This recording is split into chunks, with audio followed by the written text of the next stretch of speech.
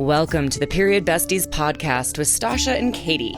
Think about it as chatting with your best friends about all the TMI stuff you've never talked about before with two period coaches who've been helping hormones collectively for over 20 years now.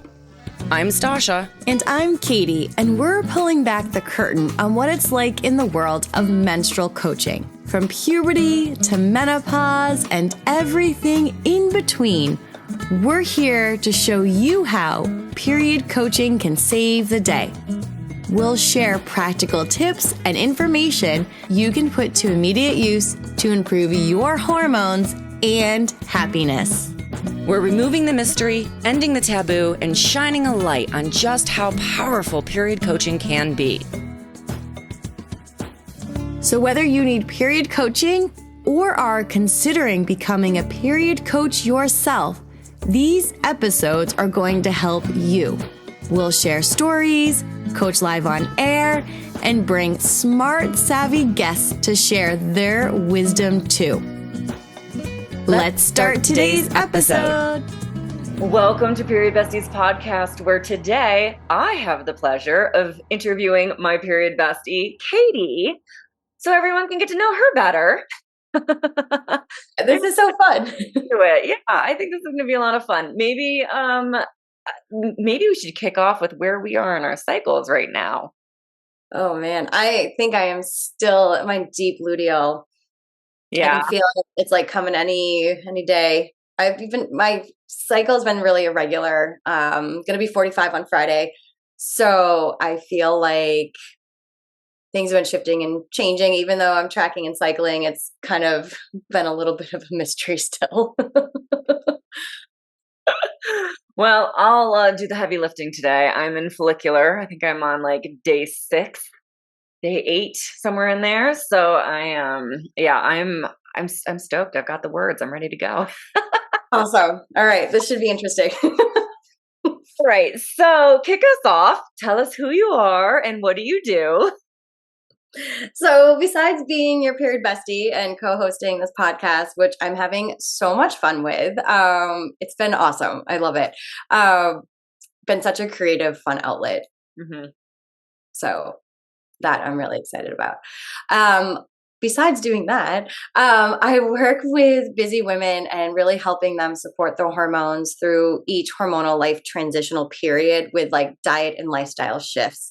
So always really looking at their lifestyle holistically.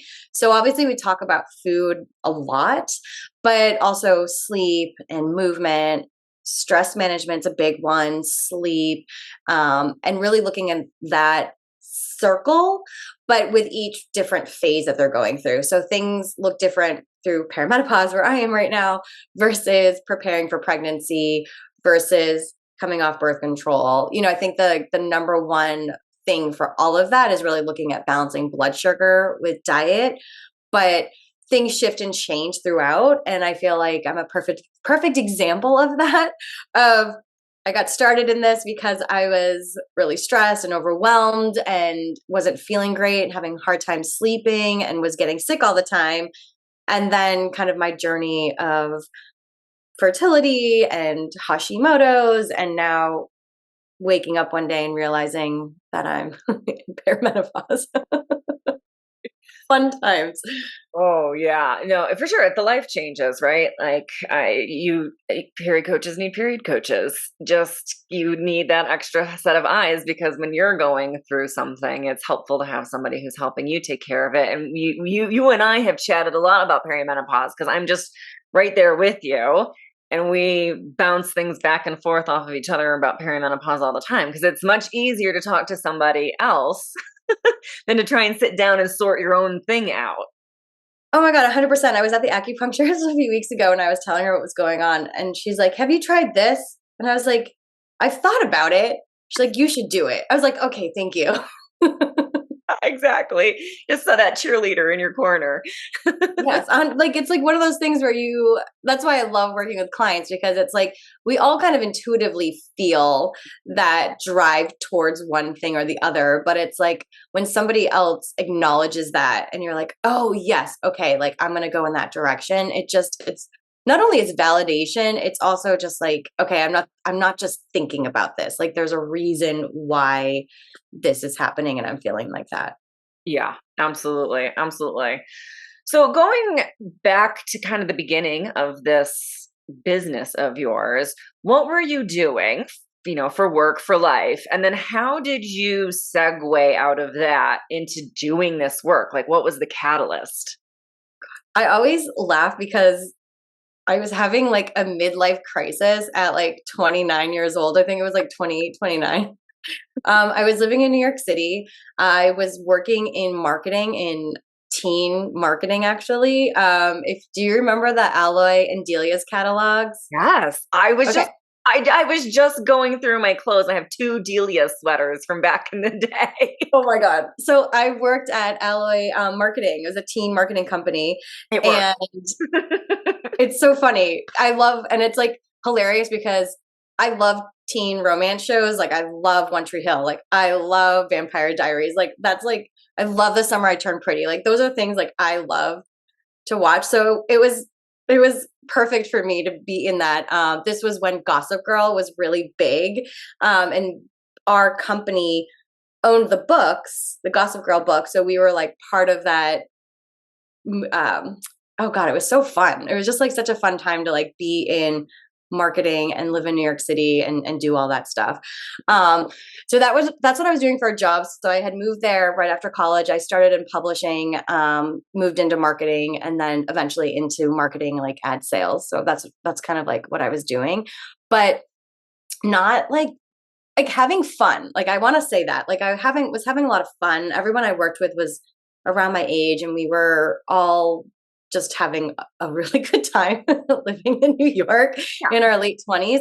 But I was getting sick all the time. I was constantly getting like sinus infections. I was constantly like not feeling good. Like I was having a lot of sleep issues, and I couldn't figure out like what was causing what. I also was getting like really bad cramps, and I had never really experienced like really bad cramps before. But like the day before my period, I would be like on my bathroom floor and not being able to move. And I was living with two guys at the time, which was funny because I taught them a lot. New girl of you. Yeah. And my roommate would be like, what is going on? I was like, oh God, I'm getting my period tomorrow.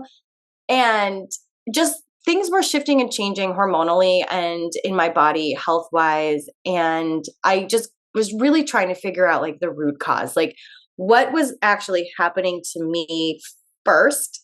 And then why was this affecting like my sleep and all these other things? And I went to all these different doctors. They kept just giving me antibiotics. Yeah. And I would get rid of that sinus infection for a week, and then it would come back again. So I wasn't really getting rid of it, right? It was just getting masked over. And I found a functional medicine doctor, which was something that wasn't a thing back then. I believe this was in 2000. Do I want to say 8? Maybe 2007, 8. I have to like do the math if I'm doing that correctly. And she was like, stop taking antibiotics. You've ruined your gut.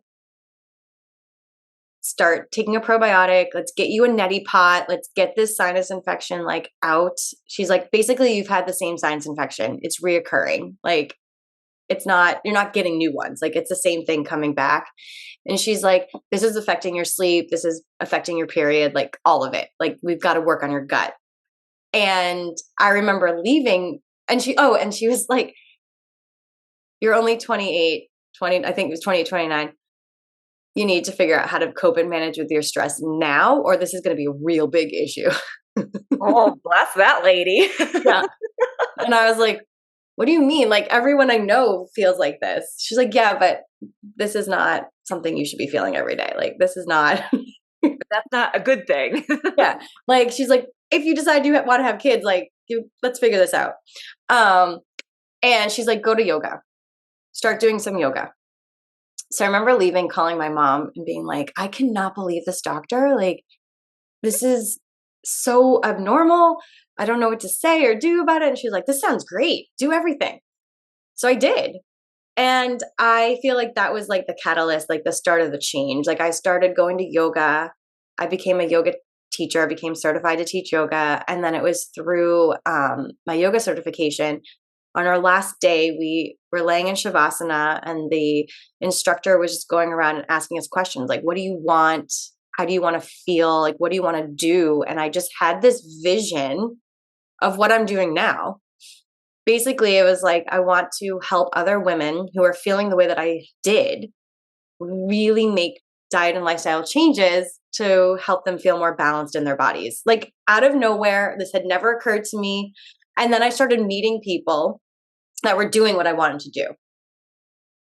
And then gradually I left digital media. I did not have a passion for it. And started my own practice and like did the trainings, did all the certifications, went back to school, like did all of that. And then started a business, which has been a whole other development. Oh, that's amazing. I think that's such an impressive, you did it, right? Like a lot of people would have walked out of that and been like, that lady is crazy. I am not doing this. Like, how is, eating probiotics and going to yoga gonna eliminate a sinus infection? That lady is crazy pants, and then would have never done it. But you just I said, was so desperate. try it. Yeah, I was so desperate. Yeah. I was like, I'll do anything you tell me to do if it works. Yeah. Well, Feel like I felt the same way, so I get it. So when you started that segue into running your own business and doing this stuff, you were teaching yoga. I was teaching yoga. I was babysitting. I was doing whatever I could to just pay my rent. I was living on my own at this point. I had moved out of my apartment with those guys probably 6 or 7 months before I like decided to do this. So I also was like on my own paying bills. So I cut the cable way back then. And was just doing what I needed to do and I had money saved up. I had saved money to kind of like do this. Yeah. So how was that transition for you to just jumping into running your own business? Like that's a scary, hard transition to make. There's a lot you confront in that process. 100%. And I feel like the hardest part was basically telling my family members that I was going to be okay. Yeah. Like I felt in my bones like this was what I was supposed to be doing with my life. Yes, it was scary because I'm like, oh my God. Like, but I also knew that like I could get a job. Right. Like I could go back. I could do these things. I just didn't want to do these things. But I remember my cousin was he's like 2 years younger than I am. And he was like, you need insurance? What if something bad happens to you? Like, I don't feel comfortable with this. And I was like, I'm going to be okay. Like, I'm going to be fine. He's like, I don't know. And I think that if looking back, I'm like, I was just so like, this is what I'm doing, that I don't know if I could do that now. I don't know. Maybe I could, but like, it was like one of these things where I was like, at this point, I was 31. So I was like, okay, like if I'm not going to make this change now, I at least have to try. If it doesn't work out, I have things I can fall back on. Yeah. Oh, you could do it again. You've done it once. How hard can it be to do it again? Yeah, I could. I feel like my business has evolved anyways. Like it just constantly evolves. So yes, but it was like, I feel like when you're like, for me anyways, I was like, okay, I'm 31. It felt like a big deal to like be in my 30s. I was like, it's now or never. Like figure out what you really want to do. You've never loved any of your jobs, so figure it out. And if it doesn't work out, what's the worst thing that could happen? And I always came back to the worst thing that could happen was that I'd be living on the streets. And then I would be like, is that actually really going to happen? No. Right. Like it wasn't going to happen, even though everybody thought it was going to happen. Yeah. Oh, you're just going to let me live on the streets? Really? Yeah. So how did your business evolve, right? You didn't start off doing what you're doing exactly now. So how did it evolve for you? So I was teaching yoga. I was teaching mostly at like different studios in New York. I taught senior yoga I was teaching at a rock climbing gym, yoga, and I was teaching at like some studios. And my first client was actually one of my mentors that I had when I worked in the corporate world. And I remember telling her that I was leaving the corporate world and that this is what I was doing. And she was like, when you're ready, I want to be your first client. And I was like, awesome. So I remember calling her up one day. I'm like, I'm ready. Are you? And she was. And she became my first client. And then throughout this whole transition, we ended up moving out to LA. So I got together with my now husband. We'd been friends forever.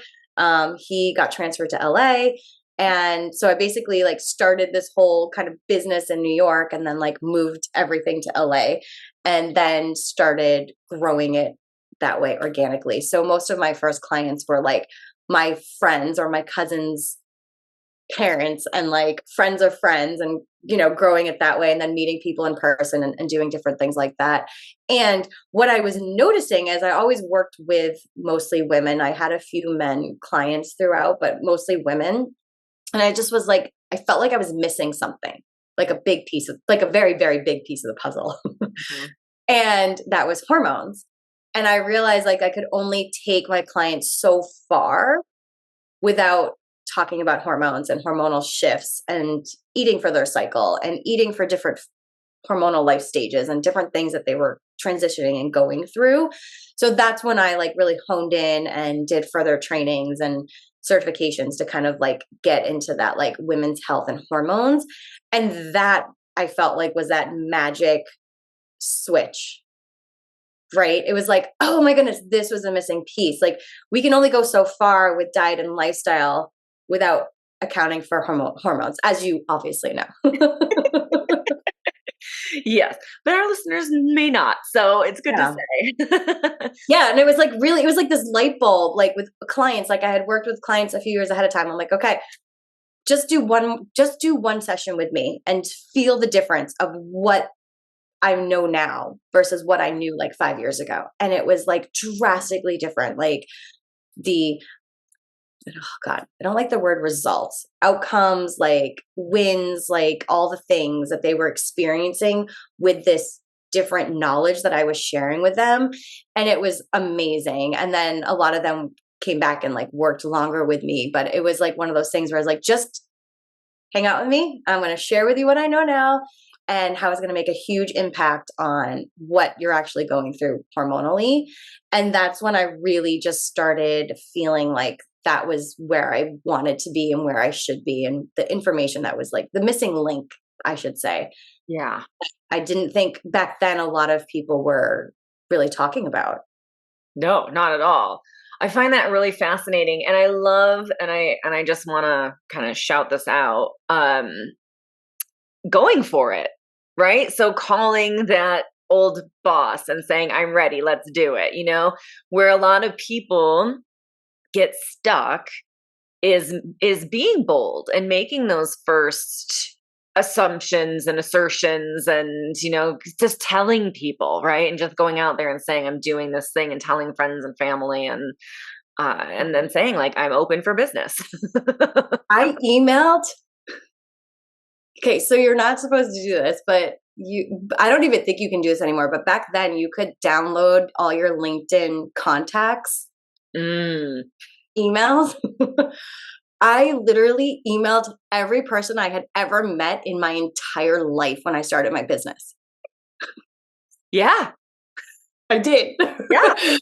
And a lot of them were probably like, who is this person? Because I probably met them once and like LinkedIn them. But every single person I emailed and I was like, this is what I'm doing. This is how I can change your life. Like, give me 30 minutes. Yeah. Let's talk.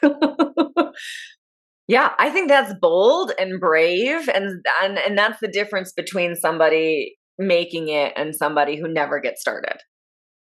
Because maybe it's not, you know, you can't download, you know, your LinkedIn contacts these days, but you can still email. You still have a lot of friends. You still have a lot of business contacts. You still have a lot of emails. And it's not like you're saying you have to do this thing or like, I'm going to start spamming you every day. No. But you can send out an email that just says, hey, look, if you want to be along on this journey, XYZ, join me for a consult or jump on my mailing list or Yeah, whatever. So totally. This was way before they had all the rules and regulations in place. I just want to say that. I do not do that now. yes, no, it was a different time. And I had no idea that you weren't supposed to do that. I was like, oh, I know them. Yeah. They should know what I'm doing now. Because I'm trying to even remember. I don't even know if LinkedIn had like the feed, like the news feed that they have now. I don't even think they did have It that. did. No. Yeah. So Yeah. this is kind of like the only way I could get out Right. that I was doing something without, yeah. So don't follow my path there. Get permission Have first. your LinkedIn contacts.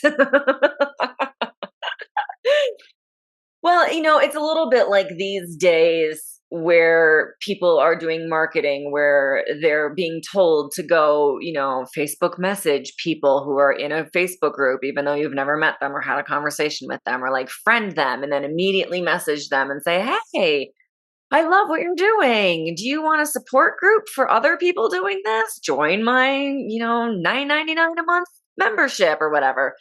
Yeah. It's not terribly effective. It's not really a good way to do it. But you can still email people that you know and love and say, hey, look, I'm doing this thing. Forward this. And I was so excited. I was like, I figured out what I want to do. And like I had met these people at some point in my life. Yeah. So they weren't perfect strangers. But it was like one of those things where I was like, yeah, like know what I should be doing with my life. Like I want you to share this excitement with me. Yeah. I want you to know what's kind of going on. Yeah. So things that you do when you start your business when you're 32 years old, before you know the rules and laws. Right. Well, same. Plus, it depends on who you're going to for your business advice, because some people will give you terrible business advice and some people will give you good business advice. And you don't know that when you're starting out. You don't Oh, know. but I just thought of this on my own. Yeah. Yeah. Oh, I love it. I love it. Well, look, hey, it was, a long time ago and the rules on the internets were very, very different. But nonetheless, the point does actually still hold true, where you do have to, at some point, get bold, get brave, and tell people. So it may be a little bit different of an approach these days in the interwebs, but it's still the same basic principle of like, you did it, and that's scary and that's hard, and it's you're being visible, you're being vulnerable, and it's a scary process. So kudos to you. Thank you. It was definitely scary. It was definitely unknown. It was definitely one of those things where, and I feel like for me too, when I make a decision, I'm like, I just go do it. Yeah. And then I look back, I'm like, whoa, why did I do that? And how did I do that? Okay. But once I takes me a while to make decisions, but once I make it, I'm like, that's what I'm doing. I'm going for it. Well, it all comes together in the end anyway. I mean, I've done a lot of very random things that you would never think blend together, but somehow they do actually blend together. So I love it. Okay, so now my question is, you started doing this business, you met your husband, you did some trial and error and, weaved your way forward into what you're doing now. You're coaching one-on-one with people now. You're doing corporate webinars and classes. Tell us a little bit about that. Yeah. So I remember a big piece of me when I was in that yoga training, and like that came to me about kind of supporting people that were in my position. And I kept coming back to that, being like, okay, if I had only known how to take care of my health better when I was working, I would have been sleeping better. I would have been able to I would have still been stressed, but I would have been able to like have coping mechanisms with that. So I always came back to like, I really wanted to be back in that world and sharing what I had learned, because it made such a huge difference in my life. And I love that piece of my business. I really enjoy being able to share and like small little things that make a big difference. A lot of us are not drinking enough water. A lot of us are coming and sitting at our desk and working all day and not getting up for lunch. It sounds easy, but it's when we're in it all day, we kind of just feel like that's the grind. That's what we need to do. So I'm always wanting to share, like, you can be awesome and productive and do really great things at your job and also take care of your health and your wellness. Yeah, I think that's a good message, and I think it's something that's changing with the younger generations coming in and saying, "No, this is I do my job on the hours that I am working and being paid, and then I'm not distinctively not doing my job on these, on my lunch break or after work and that kind of stuff." And I love seeing the laws in the EU where like corporations aren't even allowed to email their people off of work hours. So I think that it's a good message, and I'm loving seeing the younger generations getting it a lot quicker and easier. Me too. And I think it's really challenging too. Like what I've noticed is like, the younger generation kind of coming into this already workforce, the corporate world. And like there's so many different things like set in stone. Mm. So my overall goal is always to help shift the corporate culture. Yeah. And I do a lot of like management training. So training kind of CEOs down and like, okay, this is how you can be the example and this is how you can lead and how you can actually help this corporate shift because it needs to come from the top bottom.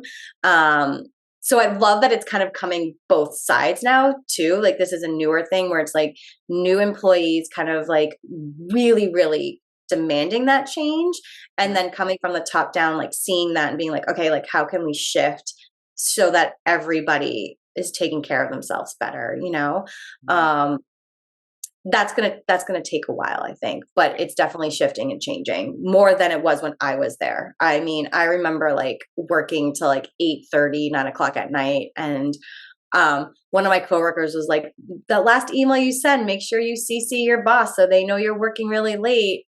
And I remember her coming to me one time and being like, "Why do you keep emailing me at like 8:30 at night?" And I was like, "To let you know that I'm still working." She's like, "But why are you still working?" I'm like, "I have too much." I was telling her I was doing. She's like, "Well, now that I know that you have all these things, like let's figure out how to like take some of it off your plate. You shouldn't be here till 8:30 at night." Yeah. And I was like, "Oh my God, like why didn't anybody tell me?" Because everyone else was there too. It wasn't like just Right. me. Like she was in Boston, I was in New York. So it was a little, she wasn't directly in the office with me. But the things that you like are learned behavior Right. don't need to be. Right. And what a unique situation where your boss is going, "No, you don't need to be working." That is, I mean, even That to was very unique. very unheard of. Yeah. She's like, 7 o'clock, but like 8:30. I was like, well, there's all these things that need to get done. She's like, well, then we gotta like, and then we ended up hiring someone and I ended up managing them because she's like, you obviously need help. So Yeah. it turned into a really good thing, but I didn't even know back then to kind of ask for that, which is now looking back, I'm like, yeah, I definitely would have asked for that. Like Yeah. knowing Right. what I know now. Yeah. All right. So you've got your one-on-one clients that you're coaching through life transitions and the different cycles of cycles. You've got your corporate clients, and now you have two twin toddlers. Yes. How are you juggling everything? I really had to take a hard look at my life this year at the beginning of the year and really rethink this. So we also moved in August, and I feel like I'm the type of person that can go, go, go until I stop hard. And I stopped really hard, like right before Christmas. I took 2 weeks. I always take 2 weeks off, and I like could not get back up again in January. It took me so long to kind of like get going again. I was doing it. I just wasn't feeling it the way that I had before. So I had to really rethink. Also the boys started school in September. So they're in preschool now. So they're only in school like 9 to 1 pretty much throughout the week. Versus when back in LA, we had sitters come all day Tuesday, all day Wednesday. So I had to reshift my schedule. So what I've been trying to do, try while they're in school and then spending time with them when they're not. But that also brings a lot of challenges because it's only a few hours a day. So I feel like for me, it's a constant daily practice. I'm trying to, and we could talk about this in a minute, but like I'm really still working on like taking care of myself in those hours too. So I used to do a lot of writing, and I've kind of pulled back a little bit this year with that, with Reader's Digest. And I was writing for them. I haven't been writing as much as I was. I'm hoping to kind of pick that back up again. But I also was not doing all the extra things this year to kind of like get back into like my body. I was just having a harder time this year. 3 is also no joke. The day they turned 3, it was like this crazy light bulb went off, and 3 was very crazy. Everyone talks about the terrible 2s. Like the 3s are like really insane. And my boys are very physical. They like to run and play, which I love. Like we're hiking, we're biking, like we're scootering, we're doing all the things. But I feel like today of all days, I lived an entire day before they went to school. So I was like, I got to reset. So I went for a walk. So I'm constantly every day asking myself, like, how can I take care of myself so that I can take care of my boys, so that I can take care of my business? Where before I feel like it was like, how do I take care of my business? How do I take care of me? And then I didn't have children. Right. Then I got burnt out, and then I was like, okay, how do I take care of myself? How do I take care of my business? And now it's like, how do I take care of my kids? So it's definitely been a learning practice, and I'm still learning. I feel like every day, every week, I'm adapting because they feel different every day. I obviously feel different every day. So it's been challenging this year. I also think that because I'm hitting 45, that I know my body's shifting and my energy and my cycles. So like I feel very different this year than I had been feeling previously. And I wasn't like pushing through it. I was just kind of getting it done last year because we were moving. It was just like a big year, where this year I'm just really, really trying to take a step back and really take care of myself in a better way. So I don't know if I answered your question, but I mean, it speaks to the concept of how your priorities change and how it's not a bad thing. It's right. Like you started off with your business as your top priority, which in your 20s, trying to just make rent, yeah, absolutely. That happens. But then realizing that it's not just business, but also yourself, and taking that, lesson learned, because you can also destroy your body a lot more in your 20s and get away with it than in your 30s. So there's something to be said for, like, obviously I would never advocate that somebody burn themselves out just to set up their business. That's nonsense. But it makes sense with like the seasons of life that you go from business to, okay, now I have to take care of myself, to now I have to take care of the kids, and the priorities change. And it's not, we get into very much as a culture that like stuckness of, but if I change my priorities, then I've failed. When in reality, you've just learned more. So things shift. And you want to be flexible. You want to be able to shift priorities and shift topics and shift. That's just being a flexible human being. That's a good thing. You learn, you get new information, you make the changes based on that information that you get, versus that very stuck mentality of, well, but if I admit defeat, then if I change my priorities, and that's admitting defeat, and I'm not going to admit defeat. So I think it's really a lot stronger position to say, look, this is where I started, and I realized I was burning out. And so I flipped the priorities to myself, and my self-care being the priority, and then my business. That speaks to a strength of being able to understand, learn, take in the information, and make an actual productive change. So I think that's a great example to set for people, and showing that. Yeah. And then, of course you have kids. So everything shifts again, and as it should. Yeah. And I honestly, I feel the more that I can stay in a place where I'm prioritizing myself, Mm-hmm.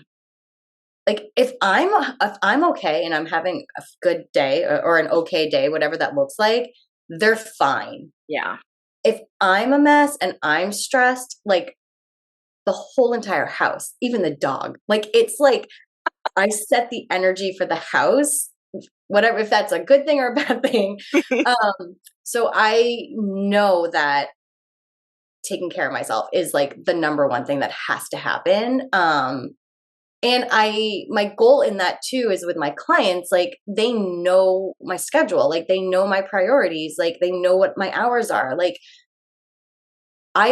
they know that if I will get back to them, like it's not like I remember working in New York and like if you don't respond to someone in an hour, like they think that you died. Yeah. Like I also set that expectations up. Like I will get back to you within 24 hours. Like if it's an emergency, you can always call me. There's never been an emergency, right?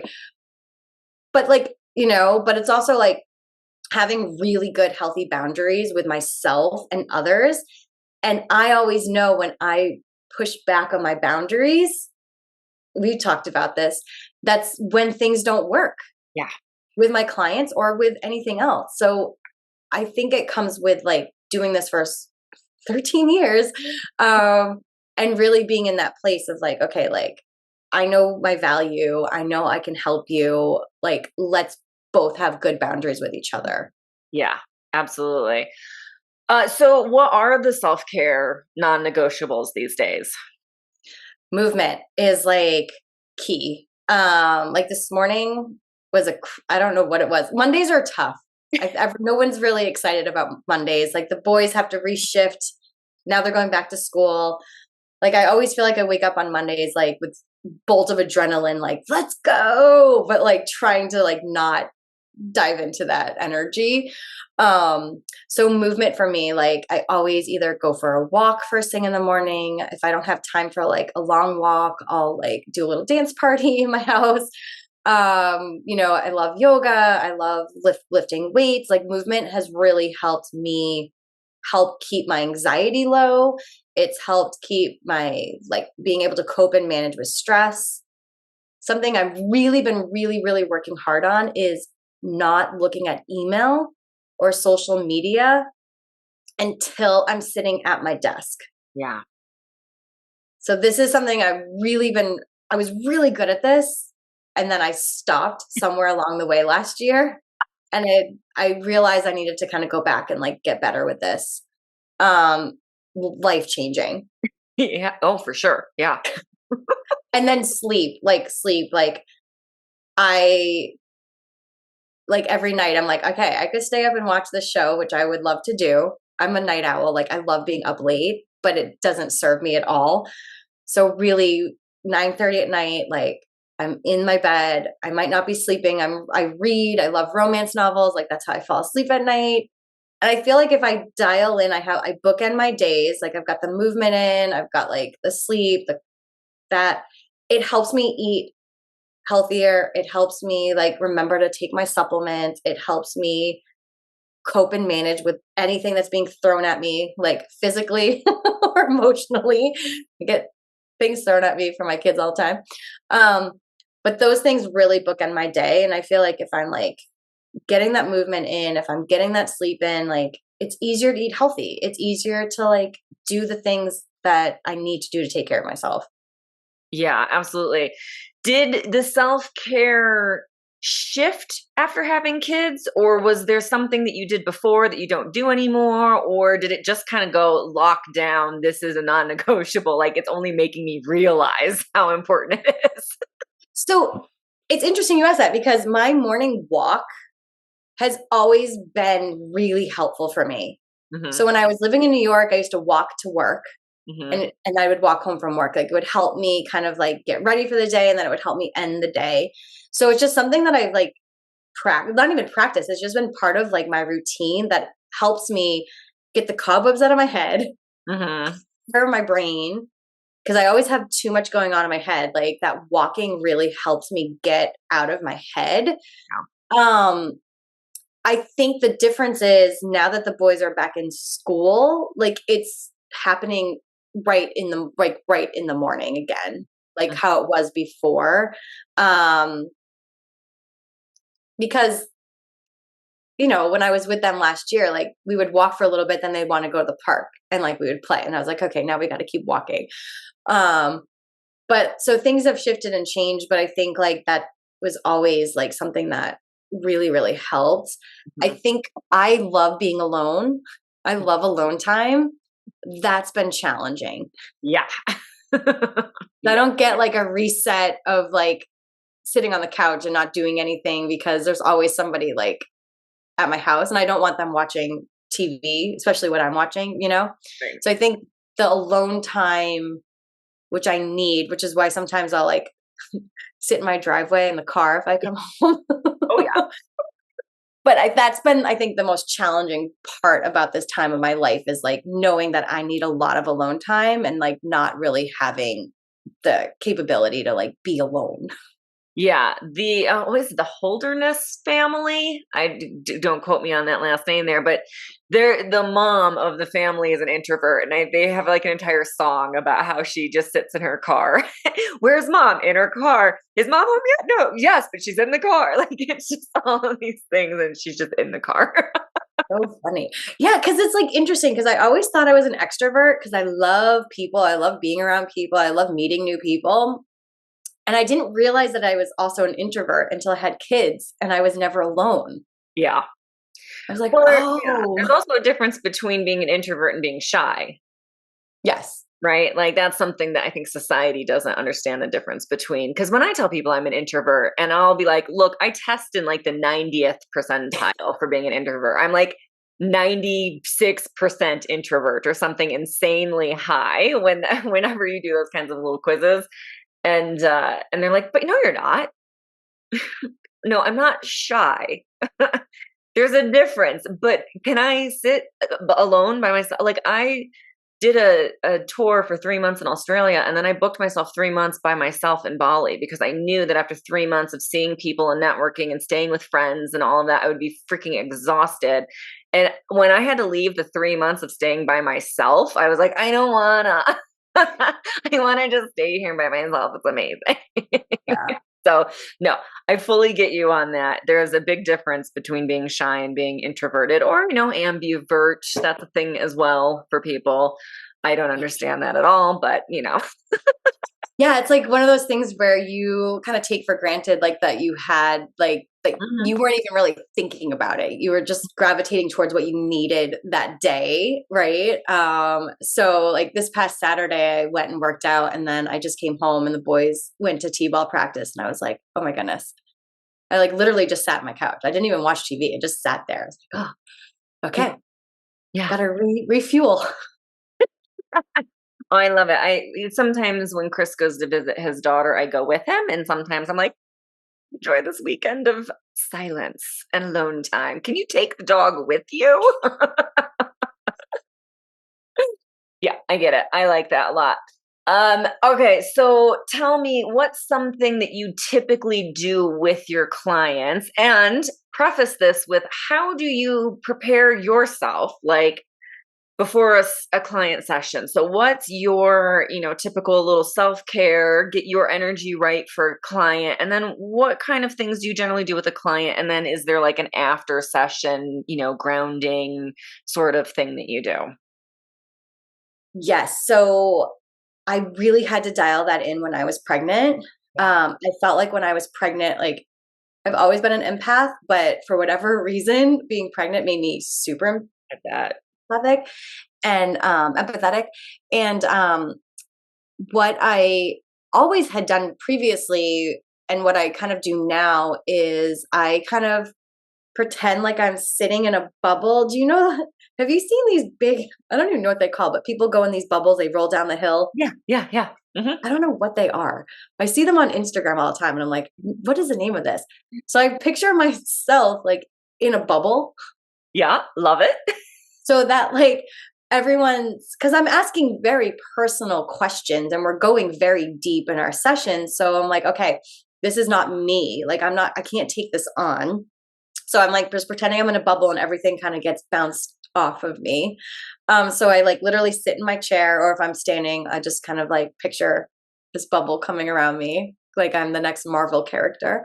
And then afterwards, I usually stand up and I'll like move or do a little dance, and then I usually go to the restroom and you do whatever, and then wash my hands and like splash some water on my face. And that like really helps me kind of like clear the energy too. Cause I drink a lot of water. So I feel like after an hour session, I'm like, okay.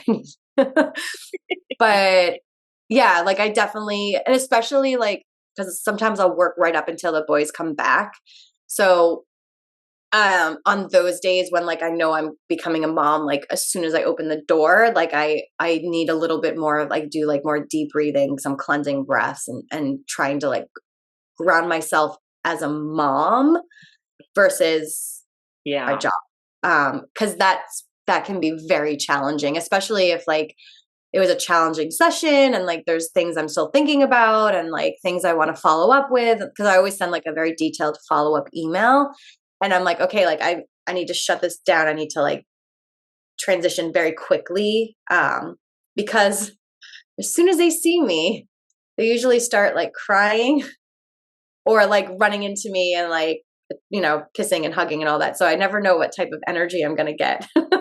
So I've got to be really like stable in my own energy. So it's definitely depends too. And depending on where I am in my cycle, like I definitely need to do a little bit more deep breathing, maybe before the clients, maybe more deep breathing after, like really not take on a lot of what that session is. Because when you're holding space for other people, the more that we can hold space for others, the more that they can walk into that and really share. So there's also that energetic exchange that you're giving somebody. So it's like giving that back to yourself, which is why I'm like doing that movement every single morning to like get into a place that I can like energetically accept other people's energy. Yeah. I love that. I love that. And then walk us through what a typical session looks like. Yeah. So I always start with a deep breathing meditation because all of my clients are usually coming from something else. So we do deep breathing. And sometimes I can just like pick up on different things and I'll say things during the meditation. And afterwards you're like, oh my God, that's exactly what I needed to hear. How did you know? And I was like, I have no idea. I just like felt something when we met. And then we always talk about what felt really positive. Like we celebrate all of the things that they were able to think about, small things. Like it's just, okay, I went to bed 10 minutes earlier, or I finally was able to drink more water, or I got the cycling seeds, like I'm good to go. So I always start with that because as humans, our brains always go to the negative first. Always. As somebody that tries really hard to be positive and optimistic, like my brain goes there too. So it's like working backwards. Mm-hmm. And then it's like, okay, so then knowing that this is all the things that you were able to do. And it's surprising because people will be like, nothing happened. Nothing in the past 2 weeks, nothing. I was like, okay, I don't believe you. So let's dig a little deeper. And then 10 things come out next, right? And then I'm like, okay, so I want to reflect back to you what you shared with me. Now, based on that, knowing now that you feel like really good. Yeah. What was challenging? Like what, and then it doesn't become like a bad thing. Like, cause I think challenges are like the best part of life. Mm-hmm. The only way you can move through life is to like reflect on what feels hard. And that isn't bad. Yeah. But we have such a negative connotation to like challenges, struggles, like, okay, like this shouldn't come easy to you. That's why we're working together. Right. Like it doesn't have to be the hardest thing you've ever done, but it's not like something's going to magically change. Right. Either, right? Like this is why we're working together. And then we create a plan for the next 2 weeks. And it's always like, okay, we're going to talk about a lot of different things. Realistically, what looks like is like it could fit into your life the next 2 weeks. Mm-hmm. Because I work with a lot of lawyers. Like I work with a lot of women that are CMOs, CEOs. So like sometimes the next 2 weeks look different than the previous 2 weeks. So it's like, what can we kind of like get in there? And then I always, like I mentioned, send like a detailed follow-up email. And then I check in with my clients and just check in to see if they need anything, if they need any resources, anything that we've talked about, or if I come across something that I think could be helpful, I'll like send them an email like, hey, I listened to this really awesome podcast the other day. You should check it out. So just different things like that. I love it. Yeah, that's a nice I think you're reflecting really the big difference between what I think of as our typical society, where we just like crash into things and like, let's fix the problem, versus like, let's see what went right, what went well. And it's a much more feminine approach to things, but it's really like you're saying, this is how we're actually going to make the change, though, is to see what worked and what went well, and then get into the challenges from a perspective of success, where we can do it. So now let's talk about the challenges from this perspective of, but we have accomplished things and we can get things done. It's a lot more effective of a way. Yeah. And I've had a kind of client come to me being like, I want to cook. I want to be able to do this. And then like a few sessions in, she's like, I hate cooking. I never want to cook. And I was like, so you don't have to. Yeah. So let's figure this out. Right. Yeah. So I think a lot of times people come in thinking like they have to be perfect, or they have to do these things in like what they think needs to be done in order to feel better. And then when we work together, they're like, oh, so I don't have to do that? I'm like, you don't have to do anything. Yeah. Yeah. Like, it would be great if you could drink some more water. It would be great if we could get some more veggies in. It would be great if you could sleep a little bit longer. But I'm not here to tell you what you have to do or what you should do. My goal is for you to really see what would feel the best for you, not what would feel the best for me. Yeah. Yeah. Yeah. Yeah. It's personalized coaching. That's the whole beauty of coaching, of one-on-one coaching, is it's personalized to you, your life, your likes, your dislikes, that kind of stuff. So yeah, I love that. That's amazing. Yeah. All right. So where do you see the future of period coaching going, of the menstrual movement in general? I'm excited about it. I feel like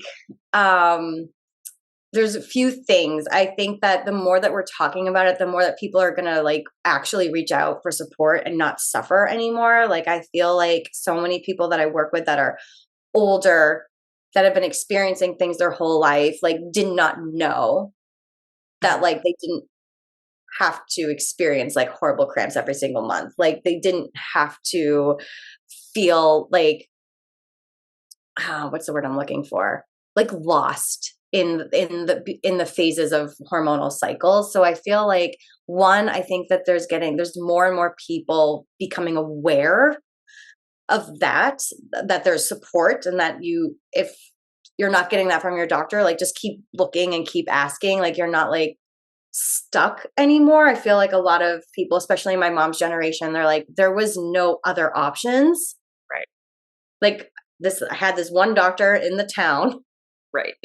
That was that, so I think that there's just more options. So hopefully like people like are not going to be like struggling like they were. I also feel like the more that we talk about this, the more we talk about women's health, women's bodies, the more educated that we are, that we can actually really make some political changes that are necessary to protect ourselves. Like I really do believe that the more we're educated, the more that we educate others, the more that we can vote in a way and maybe run and really make some changes. Like I really do feel like there has been more money granted to women's health in research, but we all know the only way to get that money for research is to have more women in higher positions of power.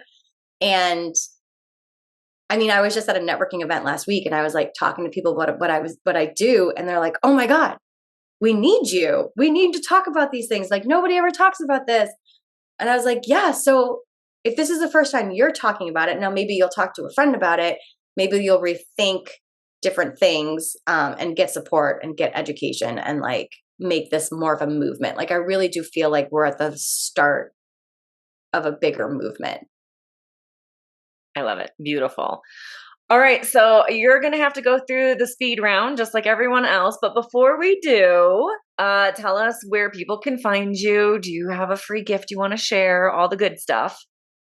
Yes. So I'm everywhere at Katie Bressack, Facebook, Instagram, where's mostly where I hang out, and my website.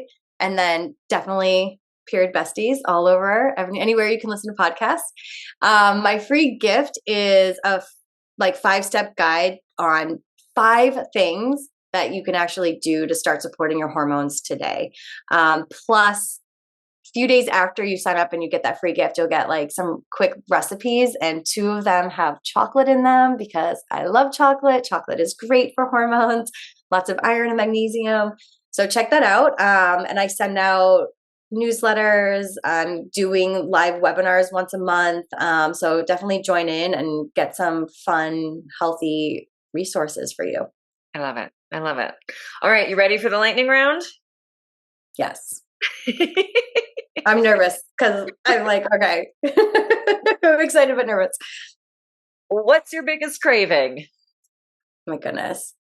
Okay. I feel like I have 2 really big cravings. Chocolate Uh-huh. and salt. Yeah.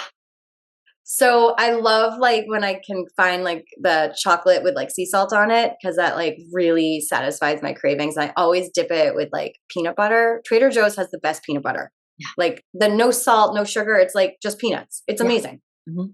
Yeah. Yeah. I love it. So when you have those cravings, is that what you eat, or do you try and do something a little extra healthy? No, if I'm craving that chocolate, like I go for it. I also love mangoes. I should be a spokesperson for Trader Joe's, but Trader Joe's has the dried mangoes. So if I don't have chocolate in the house, I'll eat the dried mangoes, and it still kind of like helps. Yeah, those things are delicious. I completely agree with you. Oh, they're so good. What's your favorite way to move? Oh, goodness. I feel like it's a 3-way tie. I love to walk, and that includes hiking, yoga, and I'm really, really into lifting and strength training right now. Like I feel really strong doing that. It has been a long journey recovering from twin pregnancy, a C-section, and I'm really getting like my strength back, and it feels really exciting. Nice. What's your number one self-care when you're super stressed?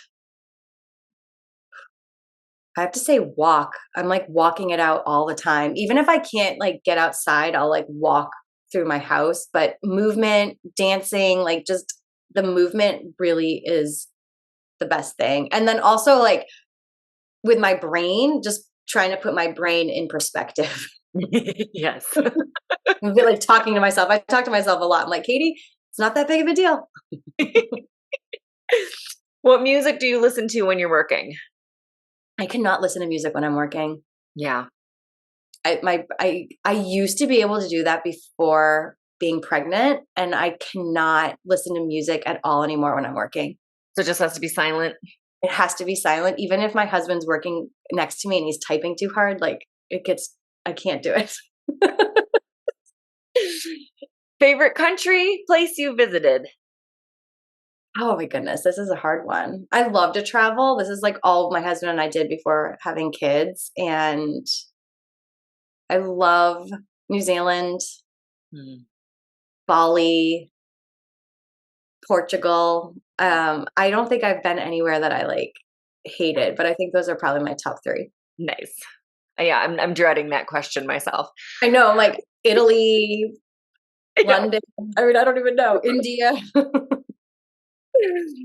Favorite holiday?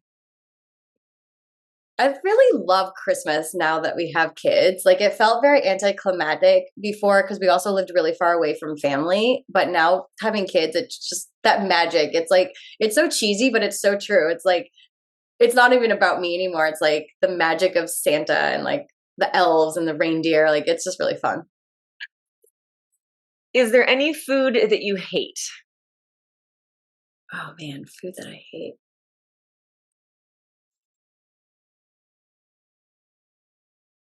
I'm not really into anchovies. No, all right. Which is surprising because I like salt, but I'm not into that. I'm sure that was a hard one. People are nodding along, listening right now, going, "Yeah, no, me too." Pumpkin spice, yay or nay? Nay, I'm more of a chai girl. Fair enough. Though very similar spices in chai. Yeah, but Like the pumpkin, I don't know. I love pumpkin, but I can't get into drinking it. fair enough. So the pumpkin spice blend, like the pumpkin pie spice blend, but just without the pumpkin part. Yeah, I don't know. Like I like it in like cooking. I think I'm just thinking about like drinking it. I don't like to drink it. Like I like to cook with it and like do smoothies and stuff, Mhm. but not like with like a tea or things like that. I don't yeah. I don't Yeah, know. I don't know what it Starbucks is. pumpkin spice latte. Yeah, no, like that does not Yeah. I can't drink coffee, so none of it like intrigues me. Yeah. Fair enough. Do you cook? So my husband is an amazing, amazing cook. So he does most of the cooking. I will cook things that I want to eat, but like nobody else really wants to eat them. But I'll do that. Like I love to make breakfast foods. I like to do like banana pancakes, like bananas and eggs and pancakes. I like to make eggs. I'm a breakfast person, Mhm. but when my husband and I got together, I had no idea who could cook, and he is an amazing cook. So he does the majority of our cooking because Yeah. he like loves it. I cook because I want to eat healthy. He cooks because he like actually likes it. Well, I can verify that he is an excellent cook, and I'm always happy to come over for dinner when he's cooking. Favorite place to work? My couch. Fair enough. And what's your ideal Friday night? Oh man. Now these days, if we make it to Friday, like I'm two things. We either have been kind of going out to dinner with my parents, or we've been kind of having dinner at home, walking, and then like watching a movie. And Yeah, it feels really nice. Yeah, we're all really tired by Friday night. I bet.